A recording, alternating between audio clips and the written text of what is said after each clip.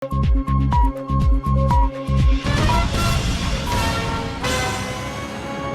now, live at 8. ආයුබෝවන් එක්වන්න අදත් ඇත්ත දැනගන්න ලංකාවේ අංක එකේ සමබර තොරතුරු ප්‍රකාශය ලයිව් ඇට් 8 සමගින්. අදත් ලයිව් ඇට් 8 සමගින් ඔබ හමු වන මම නිමේෂ් විජේසූරිය. මම ඉෂාරා සමරසිංහ. අපි අදත් මුලින්ම බලමු ප්‍රධාන පුවත් සිරස්තර. සමස්ත කොවිඩ් ආසාදිතයන් 52,000 ඉක්මවයි. අදත් ආසාදිතයන් 321ක්. මිනුවන්ගොඩ සහ මාතලේ ග්‍රාම නිලධාරී වසම් කිහිපයක් හුදකලා කෙරේ. නිරෝධායන නීති කඩ කරමින් සාදයක් පැවැත් වූ 52 දෙනෙක් මැදිරිගිරියේදී අත්අඩංගුවට. පාර්ලිමේන්තු කාර්ය මණ්ඩලයේ 5 දෙනෙකුට හා ආරක්ෂකංශ නිලධාරීන් 4කටත් කොවිඩ්. චීනයේ අයිස්ක්‍රීම් තුළ තිබී කොවිඩ් වෛරසය සොයාගැනේ. පස්කන්දකට යට වූ ජීවිත බේරාගත් මෙහෙයුම.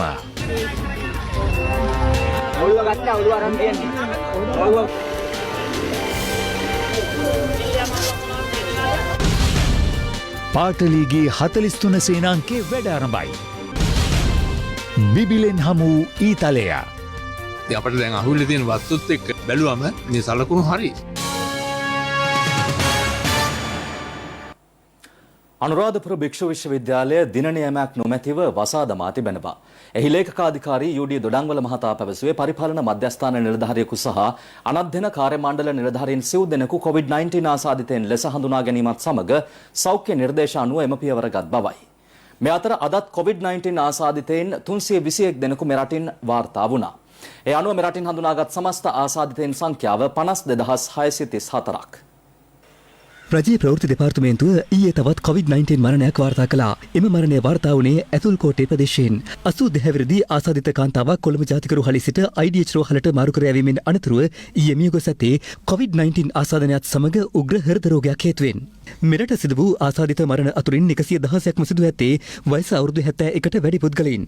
වයස අවුරුදු 61ත් 70ත් අතර පුද්ගලයින් 51 දෙනෙකු සහ 51ත් 60ත් අතර පුද්ගලයින් 41 දෙනෙකු COVID-19 ආසාදනය වීමෙන් මිය ගොස් වෙනවා. දැනට හුදකලා කර ඇති ගිරිඋල්ල මුම්මාන ප්‍රදේශයේ පදිංචි 78 හැවිරිදි පුද්ගලයෙකු හෘදයාබාධයක් හේතුවෙන් පසුගිය 15 වෙනිදා කුලියාපිටිය ශික්ෂණ රෝහලට ඇතුළත් කෙරුණා. එම පුද්ගලයාගේ රෝගී තත්ත්වය ඊයේ උත්සන්න වීම හේතුවෙන් මිය ගොස් ඇති අතර පසුව සිදු කළ PCR පරීක්ෂණයකදී ඔහු ආසාදිතයෙකු ලෙස හඳුනාගෙන තිබෙනවා. ඒ අනුව නිරෝධායනය වෙමින් සිටි ඔහුගේ ඥාතීන් ගිලන් රථයක් මගින් රෝහලට කැඳවා අදාළ මළසිරුර නිරෝධායන නීතිවලට අනුව ආදාහනය කරන බව දැනුම් දුන්නා. කෙසේ වෙතත් ඊට මියගිය පුද්ගලයාගේ ඥාතීන් විරෝධය පළ කළා. එදා ඉඳලා පොඩි මේකටත් බය වෙන කෙනෙක් මම පුතේ මාමන පුච්චෙන් දෙපා කියලා තමයි ඊයේ පෙරේදා දැන් දැනෙන්නේ ඒවට දැන් කට්ටියත් එක්ක අපි සාකච්ඡා කරලා මේක සාකච්ඡා කරන්නේ මොකද මේ කොරෝනාවලෙන් වාහත් මට විතරයි ආයේ දැන් පුළුවන් ඉක්මනින් අයින් කරගන්න. ඒක හොරම පය වෙන්නේ විතරයි. අපි උත්සාහ නියෝගය කරගෙන ඔක්කොම කරනවා. හරිද? ඒ අනුව අදාළ මළසිරුර ආදාහනය කිරීම සම්බන්ධයෙන් තීරණයක් ගැනීම සඳහා ගිරිඋල්ල පොලිසිය මගින් අධිකරණයට කරුණු දැක්වීමට නියමිතයි. COVID-19 ආසාදිතයින් වාර්තා වීමත් සමග මිනුවන්ගොඩ පොලිස් වසමේ නැගෙනහිර ගල්ඔලුව ග්‍රාම නිලධාරී වසම සහ බටහිර ගල්ඔලුව ග්‍රාම නිලධාරී වසම අද පසුරුවේ සිට හුදකලා කිරීමට පියවර ගත් බව යුද හමුදාපති ශවේන්ද්‍ර සිල්වා මහතා පැවසුවා. ඔහු සඳහන් කළේ මාතලේ පොලිස් වසමේ 356 වරකාමුර ග්‍රාම නිලධාරී වසම 356 B මීඩනිය ග්‍රාම නිලධාරී වසම සහ 356 A දෙහිපිටිය ග්‍රාම නිලධාරී වසමේ මාත්තාව ගම්මානයේද හුදකලා කිරීමට පියවර ගත් බවයි. මේ අතර කළුතර පොලිස් වසමේ ප්‍රදේශ කිහිපයක් අද පසුරුවේ සිට හුදකලා බවින් නිදහස් කෙරුණා. A 725 කළුතර දකුණ ග්‍රාම නිලධාරී වසමේ කොටසක් 725 A කළුතර දකුණ ග්‍රාම නිලධාරී වසම 725 B වේලාපුර ග්‍රාම නිලධාරී වසමේ කොටසක් 725 මහවත්ත ග්‍රාම නිලධාරී වසම සහ 727 B කුඩා හීනටියන්ගල වසමේ මපුර් චන්ද්‍රවංකේ කොටසක් හැර සෙසු ප්‍රදේශයි. ඊට අමතරව 727 කුරුඳුවත 727 E අක්කරගොඩ 730 වෙට්ටුමකඩ දකුණ ග්‍රාම නිලධාරී වසම් සහ 730 A කලපුව සහ 730 B කටුකුරුන්ද ග්‍රාම නිලධාරී වසම් වල කොටසක් මෙලෙස හුදකලා බව ඉවත් කර තිබෙනවා. බේරුවල පොලිස් වසමේ 743 A අක්කරමලේ ග්‍රාම නිලධාරී වසමද හුදකලා බව ඉවත් කර ඇති බව යුද හමුදාපතිවරයා ප්‍රකාශ කළා. COVID-19 ව්‍යාප්තියත් සමග පළමු පාසල් වාරය සඳහා විවෘත වූ වවුනියාව නගරයේ ප්‍රධාන පාසල් 7ක් හෙට සිට අධ්‍යයන කටයුතු සඳහා විවෘත කිරීමටද නියමිතයි. වවුනියාව පට්ටාන්චේ චූර් ගම්මානයේ ආසාදිතින් 170 දෙනෙකු පමණ වාර්තා වීම හේතුවෙන් දරුවන්ගේ ආරක්ෂාව සඳහා මෙම පාසල් වසා දැමීමටයි සෞඛ්‍ය අංශ පියවරගෙන තිබුණේ. ඊයේ මෙරටින් වාර්තා වූ COVID-19 ආසාදිතින් 719 දෙනාගෙන් 90 දෙනෙකු විදේශගතව සිට දෙවනට පැමිණි පුද්ගලයන්. සෙසු ආසාදිතින් 715 දෙනා අතුරින් වැඩිම ආසාදිතින් සංඛ්‍යාව වාර්තා වී ඇත්තේ ගම්පහ දිස්ත්‍රික්කයෙන්. එම සංඛ්‍යාව 182ක්. අවදානම් ස්ථානවලට ගිහිල්ලා මේ සාම්පල් කරන නිසා තමයි අපි මේ පොකුරු හොයාගන්නේ. ඇත්තට මේ පොකුරු හොයාගෙන අපි දැන් මේ 700ම සමාජයෙන් ඉවත් කරනවා. අපි අරන් යනවා ප්‍රතිකාර මධ්‍යස්ථානවලට. අපි දැන් ඇත්තටම මේ සමාජයේ ඉතුරු කරලා ගියා නම් තව දවස් දෙකක් යනකොට මේක 3-4 ගුණයක් වැඩි වෙලා සමාජයට යනවා. ඇත්තටම එහෙම අතෑරියා නම් තමයි මේක සමාජගත වෙන්නේ. අපි තාමත් මේ පොකුරු හැම එකක්ම අපි කෙසේ හෝ අඳුරාගෙන මේක මර්ධනය කරන්න අපි උපරිම උත්සාහය දානවා. ඉතින් ඒ නිසා මේකට තමයි අපි අතන මහජනතාවකින් උදව් ඉල්ලන්නේ. ත්‍රිකුණාමලයේ ගාන්ධිනගර ප්‍රදේශයෙන් අද ආසාදිතින් 16 දෙනෙකු හඳුනාගත්තා. ඒ අද සිදු කළ රැපිඩ් ඇන්ටිජන් පරීක්ෂණ ප්‍රතිඵල අනුවයි. මෙම පුද්ගලයන් ත්‍රිකුණාමල නගරයේ පිරිසිදු කිරීමේ කටයුතු වල නිරත වන පුද්ගලයන් බවයි සෞඛ්‍ය අංශ පැවසුවේ. යටියන්තර ප්‍රදේශයෙන්ද ඊයේ ආසාදිතින් 5 දෙනෙකු වාර්තා වුණා. ඔවුන් සීතාවක අපනයන සැකසුම් කලාපයෙන් හඳුනාගත් ආසාදිතින්ගේ ආශ්‍රිතයින් පිරිසක් බවයි සෞඛ්‍ය අංශ ප්‍රකාශ කළේ. බන්ධනාගාර ආශ්‍රිතව COVID-19 ආසාදිතින් 17 දෙනෙකු වාර්තා වී ඇති අතර ඒ අනුව බන්ධනාගාර ආශ්‍රිතව වාර්තා වූ සමස්ත ආසාදිතින් සංඛ්‍යාව 4310 දක්වා ඉහළ ගියා. හබරාදුව ප්‍රාදේශීය සභාවේ ප්‍රාදේශීය මන්ත්‍රීවරයෙකුටද COVID-19 ආසාදනය වී ඇති බව ඊයේ තහවුරු වුණා. ඒ අනුව ඔහු යොමු කෙරුණේ හම්බන්තොට ප්‍රතිකාර මධ්‍යස්ථානයටයි. මේ අතර හබරාදුව ප්‍රදේශයෙන් තවත් ආසාදිතින් 13 දෙනෙකුද ඊයේ හඳුනාගත් බව සෞඛ්‍ය අංශ පැවසුවා. ඊට අමතරව නෙළුව ප්‍රදේශයෙන් ආසාදිතින් 13 දෙනෙක්, තවලම ප්‍රදේශයෙන් ආසාදිතින් 5 දෙනෙකු සහ ගාල්ල නගර ආශ්‍රිතව ආසාදිතින් 90 දෙනෙකු හඳුනාගෙන උනා. වැලිකන්ද රෝහලේ ප්‍රතිකාර ලැබමින් සිටි 28 හැවිරිදි COVID-19 ආසාදිතයෙකු අද දහවල් එම රෝහලින් පලා ගොස් වෙනවා. පසුව ඔහු සෙවීම සඳහා මෙහෙයුමක් ක්‍රියාත්මක කළ අතර එම ආසාදිතයා රෝහල ආසන්නයේ පිහිටි වෙල්යායක සංගම සිටියේදී අද පසුරුවේ සොයාගෙන උනා. මේ අතර කරාපිටිය ශික්ෂණ රෝහලේ ප්‍රතිකාර ලැබමින් සිටි භික්ෂුන් වහන්සේ නමකට සහ තවත් අයෙකුට COVID-19 ආසාදනය වී ඇති බව තහවුරු වේ තිබෙනවා. විශේෂයෙන්ම සෞඛ්‍ය වෘත්තිකයන් මේ රෝගයට ගොදුරු වීමේ යම් ප්‍රවණතාවයක් මේ වෙනකොට නිර්මාණය වෙමින් තියෙනවා. සෞඛ්‍ය කාර්යාලවල එක්කෙනෙක් අසනීප වෙනවා කියන්නේ එයා අවට අඩුම ගානේ ආශ්‍රිතව 10-15 දෙනෙක් හැදෙනවා. මේ පිරිස රෝගී වෙලා හරි ආශ්‍රිත බවට පත් වෙලා හරි අපිට රෝහල් පද්ධතියෙන් ඉවත් කිරීම සිද්ධ වුණොත් එහෙම ඊටාම බැරෑරුම් තත්ත්වයක් අපිට ඉදිරි කාලය තුල උද්ගත වෙන්නේ. ඒ නිසා අපි බලධාරීන් ඉල්ලනවා මේ සියලුම තත්ත්වයන් සැලකිල්ලට අරගෙන රෝග පාලනය ප්‍රශස්ත විදියට කරන්න අපේ උපක්‍රමශීලී ප්‍රවේශයන්හි යම් සමාලෝචනයක් මේ මොහොතේ සිදු කළ යුතුයි. මන්ත්‍රීවරුන් කිහිප දෙනෙකුට COVID-19 ආසාදනය වීමත් සමග මහජන නියෝජිතින් 32 දෙනෙකු පාර්ලිමේන්තු සංකීර්ණයේ කාර්ය මණ්ඩල සමාජිකින් සහ අනිකුත් කාර්යාංශ හා අනුබද්ධිත සේවකයන් මෙන්ම ආරක්ෂක අංශවලට අයත් පුද්ගලයන් ඇතුළු 943 දෙනෙකු PCR පරීක්ෂණවලට ලක් කෙරුණා. පාර්ලිමේන්තු වේත්‍රධාරී නරේන්ද්‍ර ප්‍රනාන්දු මහතා පැවසුවේ ඉන් 9 දෙනෙකු ආසාදිතයින් ලෙස හඳුනාගෙන ඇති බවයි. කෙසේ වෙතත් කිසිදු මන්ත්‍රීවරයෙකු COVID ආසාදිතයෙකු ලෙස හඳුනා නොගත් බව ඔහු සඳහන් කළා. COVID-19 ආසාදිතයින් හඳුනා ගැනීම සඳහා ඊයේ දිනෙත් PCR පරීක්ෂණ 15218ක් සිදු කෙරුණා. ඒ අනුව මෙරට සිදු කර ඇති සමස්ත PCR පරීක්ෂණ සංඛ්‍යාව 14,74,909ක්. මේ අතර COVID-19 පැතිර යාම හේතුවෙන් తాවකාලිකව වසා දැමුණු දහම් පාසල් වස්නාහිර පළාතේ සහ හුදකලා කර ඇති ප්‍රදේශ හැර සෙසු ප්‍රදේශවල අද විවෘත කෙරුණා. මේ අතර නිරෝධායන නීති කඩ කරමින් පොළොන්නරුව මැදිරිගිරිය ප්‍රදේශයේ හෝටලයක මත්පැන් සාදයක් පැවැත් වූ තරුණියන් 52 දෙනෙකු පොලිසිය අද අත්අඩංගුවට ගත්තා. හිඟුරක්ගොඩ ප්‍රදේශයේ සිට පැමිණ ඇති මෙම පිරිසට තරුණියන් 13 දෙනෙකුද ඇතුළත්. මෙම තරුණයන්ගෙන් තිදෙනෙකු සතුව ගංජා තිබී ඇති අතර ඔවුන් අධිකරණයට ඉදිරිපත් කිරීමට පියවර ගැනුණා. සෙසු තරුණීන් පොලිස් ඇපමත මුදා හැරුණු අතර ලබන අඟහරුවාදා අධිකරණයට ඉදිරිපත් කරන ලෙසට දැනුම් දී තිබෙනවා. COVID-19 පැතිර යාමත් සමග දෙවනට පැමිණීමට නොහැකිව සිටි ශ්‍රී ලාංකික ශ්‍රමිකයින් 600 දෙනෙකු පමණ අද දිවයිනට පැමිණියා. ඒ මාලදිවයින, කටාර්, එක්සත් අරාබි එමිරේත් රාජ්‍ය, ඕස්ට්‍රේලියාව, ජපානය, ඉන්දුනීසියාව සහ සිංගප්පූරුව යන රටවලින්. ඔවුන්ගෙන් පිරිසක් ත්‍රිවිධ හමුදාව මගින් පාලනය කරනු ලබන නිරෝධායන මධ්‍යස්ථාන වෙත යොමු කෙරුණා. විදේශ රටවල් වල සේවයෙන් යුතු අපගේ මේ අහිංසක විවිධ රැකියාවට සඳහා ගියපු ශ්‍රී ලාංකිකයන් දිනකට 500ක් 700ක් අතර සංඛ්‍යාවක් සෑම දිනකම පාහේ රැගෙනීමට අපි කටයුතු කරලා තිබෙනවා. ඔවුන් රජයේ නිරෝධායන මධ්‍යස්ථානවල නිරෝධායන කිරීමට අපි කටයුතු කරන්නේ. නමුත් යම්කිසි සුළු සංඛ්‍යාවක් ඉල්ලලා එන හෝටල් වලට එන කට්ටියත් හෝටල් වලට යොමු කිරීමට කටයුතු කරලා තිබෙනවා. මේ අනුව ලංකාවට මේ වෙනකොට 73000කට ආසන්න ශ්‍රී ලාංකිකයන් පිරිසක් විදේශ රටවල් වලින් රැගෙන ඒමට අපි කටයුතු කරලා තිබෙනවා.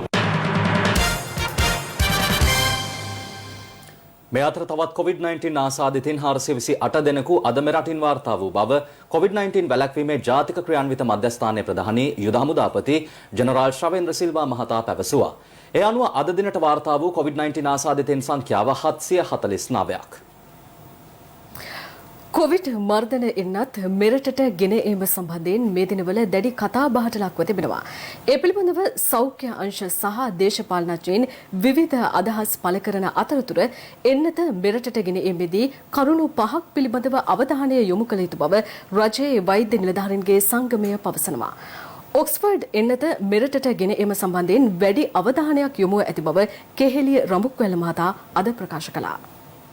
කොරුණා වෛරසය සහ ඒ සඳහා පවතින එන්නත් පිළිබඳව තීරණාත්මක කරුණු රැසක් තවමත් නිවැරදිව අනාවරණය කරගෙන නොමැති පසුබිමක කොරුණා වෛරසයෙන් ආරක්ෂා වීම සඳහා ලොව රටවල් එන්නත් කිහිපයක් භාවිත කරන අතර ඇමරිකාවේ ෆයිසර්, මොඩර්නා එන්නත් සහ එංගලන්තයේ ඔක්ස්ෆර්ඩ් එන්නත ඒ අතර ප්‍රධානයි. කෙසේ වෙතත් වයස අවුරුදු 16ට අඩු දරුවන්ට සහ ගැබිණි මව්වරුන්ට එම එන්නත් ලබා නොදෙන අතර එම පිරිස හැරුණු විට මෙරට ජනගහනයෙන් 60%ක පමණ ප්‍රමාණයකට එන්නත ලබා දිය යුතු වනවා. මේ අතර ජනගහනයෙන් 20%කට ලෝක සෞඛ්‍ය සංවිධානය හරහා මෙම එන්නත නොමිලේ ලබා දීමට මේ වන විට එකඟතාව පළ වී ඇති අතර මේ වසරේ මැද වන විට එම එන්නත් ලැබෙනු ඇති බවට විශ්වාසය පළවනවා. මේ අතර ශ්‍රී ලංකාවට මෙම එන්නත් ලබා ගැනීමට ඉන්දියාව, චීනය ඇතුළු රටවල් සමග රාජ්‍ය තාන්ත්‍රික මට්ටමේ ද්විපාර්ශ්වික සාකච්ඡා පැවැත්වන අතර ඔක්ස්ෆර්ඩ් සහ ෆයිසර් යන එන්නත් ඉල්ලුම් කිරීමට බලාපොරොත්තු වන බව සෞඛ්‍ය බලධාරීන් පසුගියදා ප්‍රකාශ කළා. කොවිඩ් වසංගතයෙන් දෙවනුවට පීඩාවට පත්ව සිටින ඉන්දියාවේ කොරෝනා එන්නත් කරන වැඩසටහන් ඊයේ ආරම්භ වූ අතර පසුගියදා ඉන්දියා විදේශ කටයුතු අමාත්‍යවරයාගේ සංචාරයත් සමග ඉන්දියාවේ නිෂ්පාදිත ඔක්ස්ෆර්ඩ් එන්නත මෙරටට ලබා දීම සම්බන්ධයෙන්ද අදහස් පළ වුණා. කෙසේ වෙතත් වෛරසයේ නව ප්‍රභේද කිහිපයක් මේ වන විට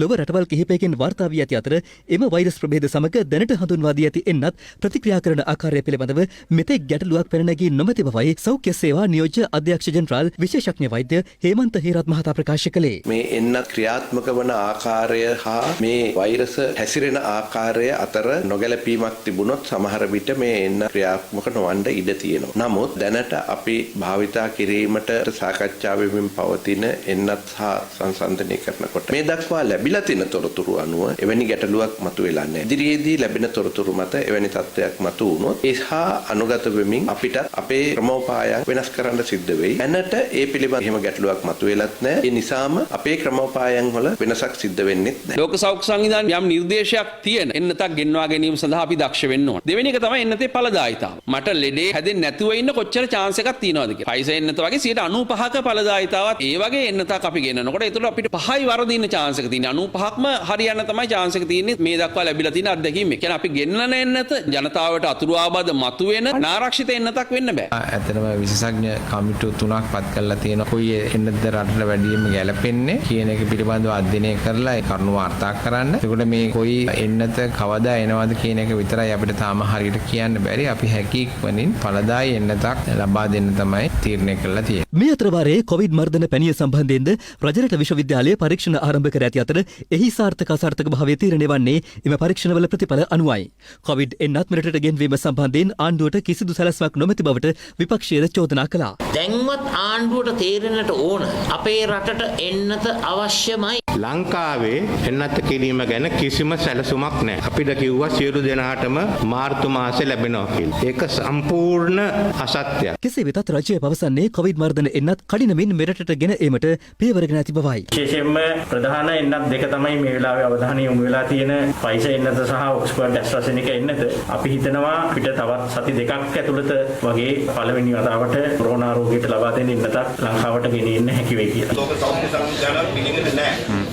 ඒ වගේ එන්නතක් රුසියාවෙන් එන්නතක් ගේන්න මේ වෙනකොට කතා කරමින් ඉන්නවයි කියලා ලොකු චෝදනාවක්. සම්පූර්ණ බොරුවක් ලෝකයේ පිළිගත් එන්නත් සියලු කණ්ඩායම් එක්ක අපි කතා කරන්න බලාපොරොත්තු වෙනවා. අපිට මේ වෙනකොට ඔක්ස්ෆර්ඩ් කියන එන්නත අපි බලාපොරොත්තු වෙනවා පාවිච්චි කරන්න.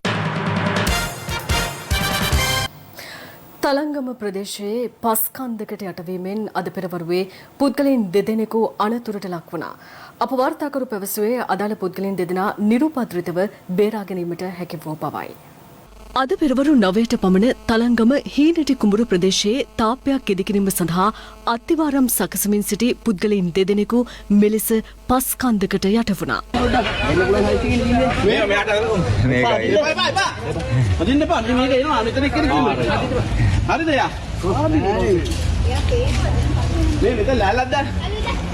ප්‍රදේශවාසීන්ගේ දැනුවත් කිරීම මත හමුදාව සහ පොලිසිය එක්ව කළ මෙහෙයුමකදී අදාළ පුද්ගලයන් දෙදෙනා නිරුපද්‍රිතව බේරාගෙන රෝහල්ගත කෙරුණා.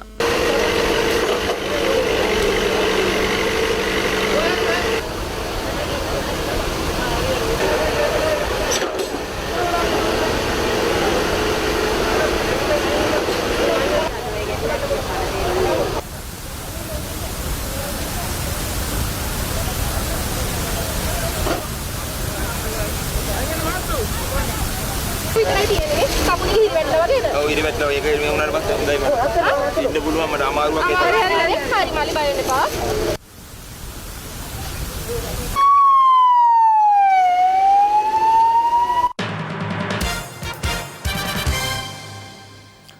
කුසලතාවලින් සපිරි නව පරපුරක් බිහි කිරීමෙන් පමණක් රට ආර්ථික ප්‍රපාතයෙන් ගොඩ ගැනීමට හැකියාව ඇති බව පාර්ලිමේන්තු මන්ත්‍රී පාටලී චම්පක රණවක මහතා පවසනවා.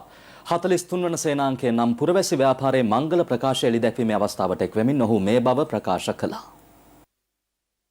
43 වන සේනාංකයේ නම් පුරවැසි ව්‍යාපාරයේ මංගල ප්‍රකාශය එළිදැක්වීමේ උත්සවය අද පැවැත්වුණා. ඒ සමගි ජනබලවේගයේ පාර්ලිමේන්තු මන්ත්‍රී පාටලී චම්පක රණවක මහතාගේ ප්‍රධානත්වයෙන් මෙම පුරවැසි ව්‍යාපාරයේ සමායෝජක කණ්ඩායම් පත් කර ගැනීම සහ ඊට අදාළ ප්‍රකාශය එළිදැක්වීම මෙහිදී සිදු වුණා. මීට පෙරත් මේ රටේ 43 වෙනි නමින් බලවේගයක් තිබුණා.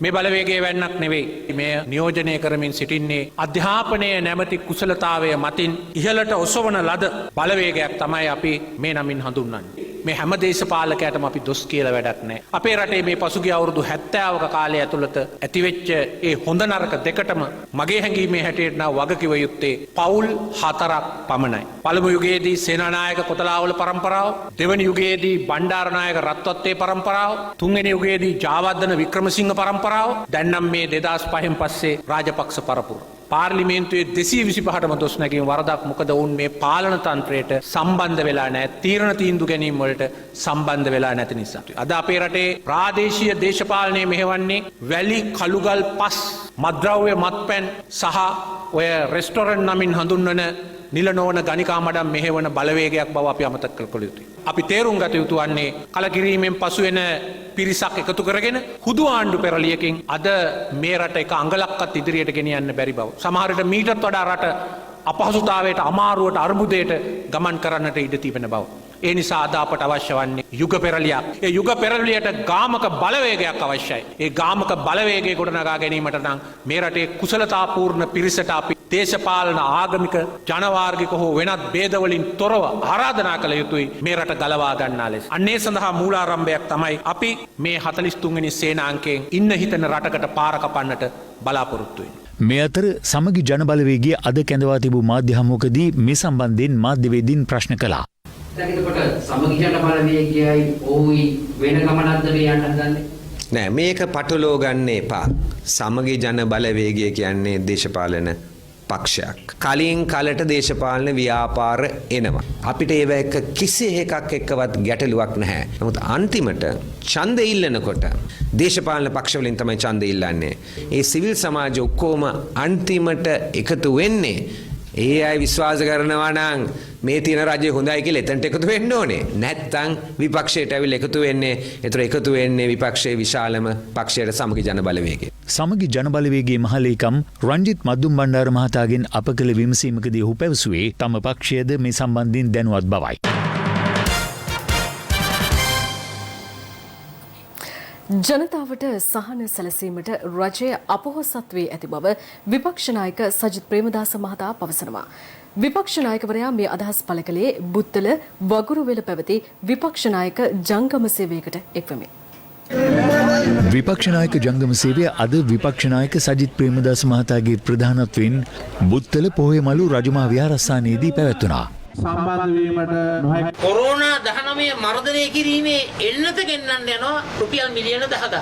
මිලියන 10ක්.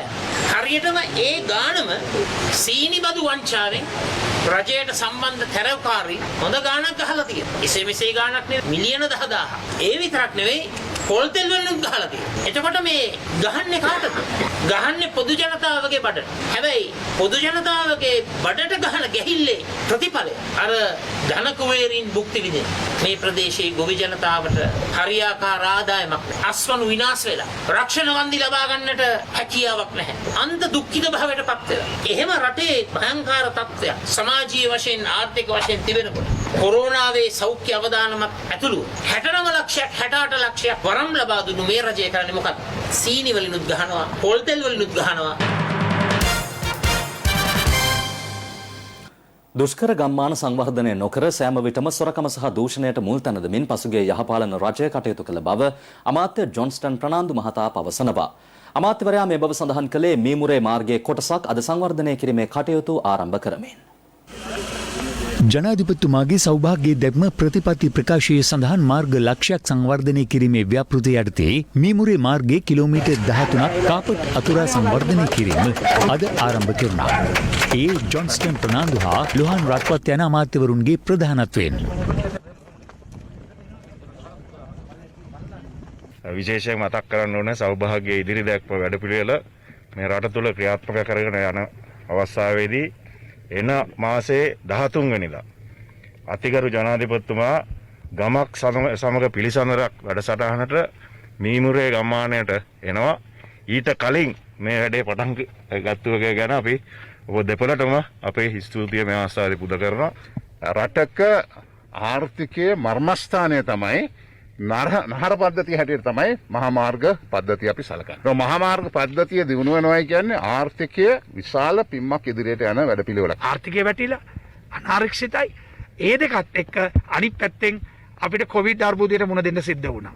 හැබැයි අපි කිව්වා මේ රට වැඩබිමක් කරන ගෝඨාභය රාජපක්ෂ ජනාධිපතිතුමාගේ නායකත්වයෙන් මහින්ද රාජපක්ෂ අගමැතිවරයා හැටියට එතුමාගේ රජය හරහා අපි ඒ විශ්වාසය පරිදු කරලා නැහැ. අද ඒ නිසා තමයි මේ මාර්ග ගැන යහපාලන ආණ්ඩුව හිතලවත් තිබුණේ. මේ ගම් ගැන හිතලවත් තිබුණේ. මේ ගම්වල මිනිස්සු ගැන කල්පනා කරුවේ නැහැ. ඔවුන් උදේ ඉඳලා හවස වෙනකන් කල්පනා කරේ මහ බැංකුව කඩන්නේ කොහොමද? කොහොමද බැංකුවක් හොරා කරන්නේ? කොහොමද ව්‍යාපෘතිකින් හොරකම් කරන්නේ? දූෂණයට තමයි ඔවුන් මුල් තැන දීලා තිබුණේ. කොහොමද හිරේ දාන්නේ? ඔව් කොහොමද හිරේ දාන්නේ? එතකොට හිරේ දාලා කොහොමද ඒ හරහා යටින් හොරකම් කරන්නේ? එහෙම තමයි කරුවේ. ඒ වගේම උසාවියට නින්දා අපහාස කෙරුවා. විනිසුරුවන්ට නින්දා අපහාස කෙරුවා.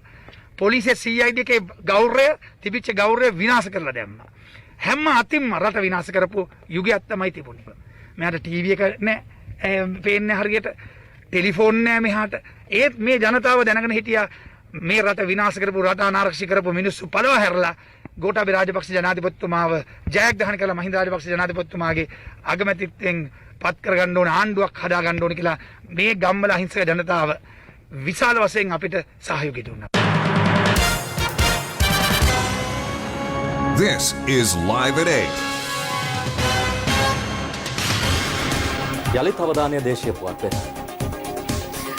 මොනරාගල බිබිල උණගොල්ල ප්‍රදේශයේ මාර්ග සංවර්ධන කටයුත්තක් සිදු කරමින් සිටි පිරිසකට තඹවලින් නිෂ්පාදිත ඊතලයක් හමු වී තිබෙනවා.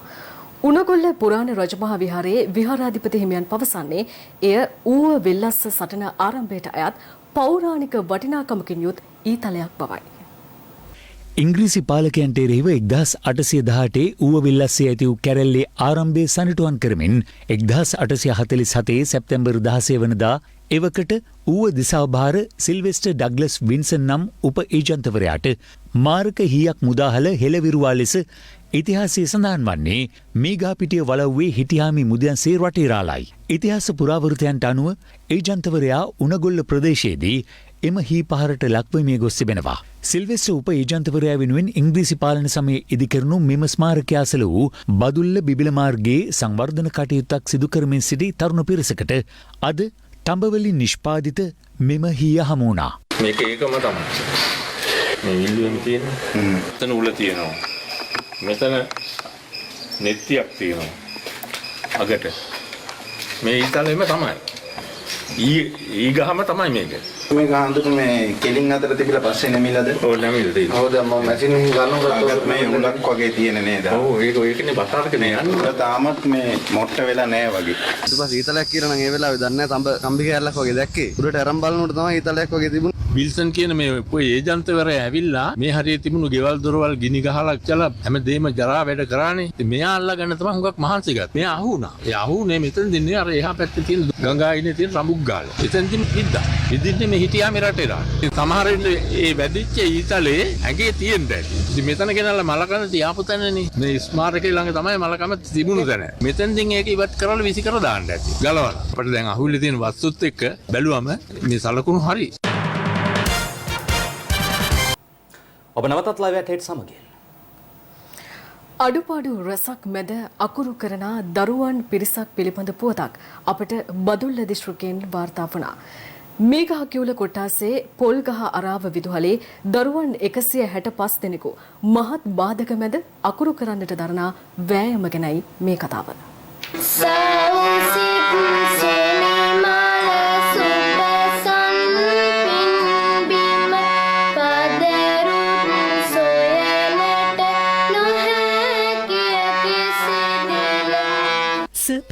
පස්වර කාන්බෝඩ් කැබැල්ලක් මත ඇඳ ඒ මත ඇඟිලි තබමින් ශිල්ප හදාරන මේ දරුවන් ඉන්නේ බදුල්ල වියලුව පොල්ගහාරාව විදුහලේ.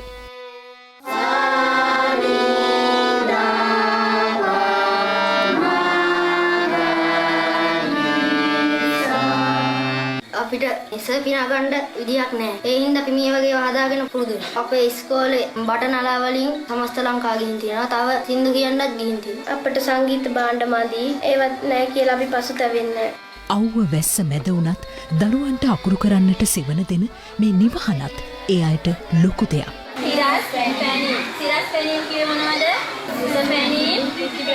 ගුරු නිවසක කරගෙන යන මේ සංගීත කාමරයට ගොඩනැගිල්ලක් හදලා දීලා අපේ ගම්මානයේ සංගීතඥයෝ බිහි වෙන්න උදව් කරනවා කියලා මම නම් හිතනවා. ක්‍රීඩා කරන්න අවශ්‍ය ක්‍රීඩා උපකරණ නැති හින්දා ගොඩාක් අපහසුතාවයටපත් වෙනවා. මේ වතුර ප්‍රශ්නේ ඇත්තටම ලොකුවටම තියෙන ටොයිලට් යන්න විදිහක් නැහැ. ටැප් ලයින් බැලුවත් ඒ කාලේ දේවල් තමයි තියෙන්නේ. මේ දරුවන්ගේ අධ්‍යාපනයට අත්වලක් සපයන්නට හැකිනම් එය ඔවුන්ගේ සිහින සැබෑ කර ගැනීමට ලොකු ශක්තියක් වේවි. මම ජනාධිපතිතුමාටත් අධ්‍යාපන අංශ සියලු දෙනාටත් වැඳ නමස්කාර කරලා ඉල්ලන්නේ අපේ දරුවන්ගේ අනාගතය හදලා දෙන්න කියලා.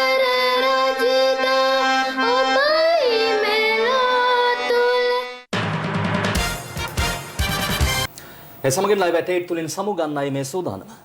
ලයිව් ඇටේට් SMS සේවාව තිරේ දිස්වන ආකාරයට ඔබට සක්‍රිය කරගත හැකි. උණුසුම් පුවත් දැනගැනීම සඳහා www.liveat8.lk වෙබ් අඩවියට පිවිසෙන්න. සුබ රාත්‍රියක්.